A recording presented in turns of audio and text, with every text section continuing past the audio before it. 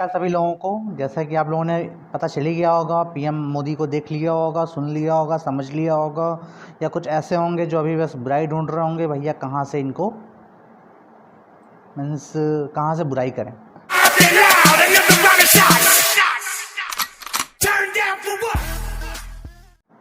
तो कुछ पॉइंट्स मैं बता देता हूँ आप लोगों को। फिलहाल आपने इतना सुन लिया होगा कि लॉकडाउन का चौथा चरण शुरू होने वाला है, 4th स्टेज, यानी कि लॉकडाउन 4.0 पूरी तरह रियायत भरा होगा, बहुत सारी छूटें मिलने वाली हैं। लेकिन पीएम मोदी ने आज जो सबसे इम्पोर्टेंट बात कही थी वो थी आत्मनिर्भर बनने की, जिसमें उन्होंने एक बात का जिक्र किया था, लोकल।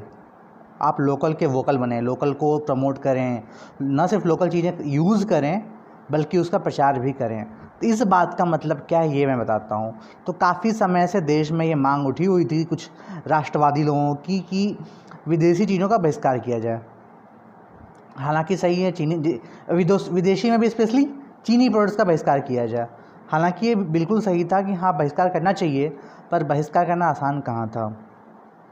जैसा कि मैंने पहले भी आप लोगों को बताया हुआ था इस चैनल पे और बात इस बारे में की थी कि भाई बहिष्कार कर नहीं पाओगे। रीज़न क्या है कि कभी भी बहिष्कार आंदोलन तभी होता है, कभी बहिष्कार तभी होता है जब साथ में कुछ स्वदेशी हो, मीन्स कुछ अपना हो, कुछ मेक इन इंडिया हो। अगर आपके पास इंडिया में वो चीज़ अवेलेबल नहीं है तो फिर आप चीन से लोगे ही लोगे, आप बहिष्कार नहीं कर सकते। तो सबसे पहली जो चीज़ ज़रूरत जो होती है वो होती है कि वो चीज़ आपके देश में मैन्युफैक्चर हो रही हो, आपके देश वाले, आपके देश के जो इंजीनियर्स हैं या फिर जो भी सर्विस सेक्टर है जो भी है वो आपको वो चीज़ प्रोवाइड करा रही हो। ये सबसे मेन काम होता है और मोदी जी ने भी शायद इस पर ध्यान दिया है, इसलिए उन्होंने पहला स्टेप यही लिया है कि आप लोकल को प्रमोट करो। उन्होंने कहीं किसी बहिष्कार की बात नहीं की है, लेकिन जब प्रमोशन होगा तो बहिष्कार विदेशी चीज़ों का ऑटोमेटिक हो जाएगा। अगर हम बात करें इतिहास की तो आप बंगाल विभाजन के समय 1905 के आसपास देख सकते थे किस कदर विदेशी कपड़ों की होली जलाई गई थी, विदेशी कपड़े, विदेशी स्कूलों का बहिष्कार किया गया था। लेकिन ये बहिष्कार संभव कब हो पाया? जब हमारे पास स्वदेशी खादी उपलब्ध था, स्वदेशी स्कूल उपलब्ध थे, स्वदेशी कॉलेजेस बनने शुरू हो गए थे। तो बिना स्वदेशी के बहिष्कार आंदोलन कभी सफल नहीं हो सकता। तो शायद ये सोच के स्वदेशी यानी कि लोकल चीज़ों का यूज़ करना है, लोकल चीज़ों को बढ़ावा देना है।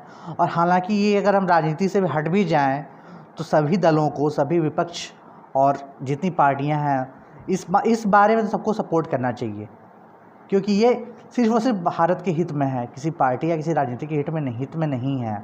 अगर लोकल चीज़ों का प्रमोट होता है तो उसमें हमारा ही भला है, किसी और का भला नहीं है। तो देश हित में ये फैसला बहुत ही उचित लिया गया है।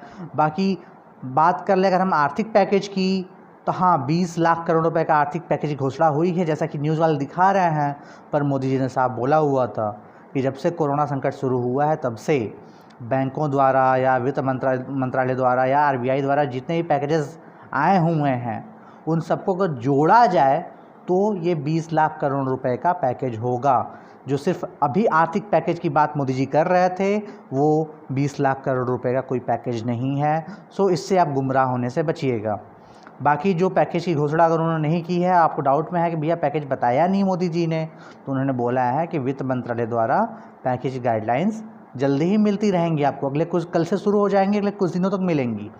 और 18 मई से पहले ही आपको लॉकडाउन 4 के बारे में पूरी गाइडलाइन मिल जाएगी कि भाई कैसे फॉलो करना है, क्या छूट मिल रही है, कहाँ जा सकते हो, कहाँ नहीं जा सकते हो। और सबसे बड़ी बात यही है भाई कि अब कोरोना आए चाहे कुछ भी आए, आप घरों में कितने दिन बैठे रहोगे, बाहर निकलना ही पड़ेगा, इससे लड़ना ही पड़ेगा। तो अब हमें कोरोना से लड़ते हुए ही अपने सारे काम करने हैं और जैसा कि मोदी जी ने कहा सारे लक्ष्यों को पूरा करना है।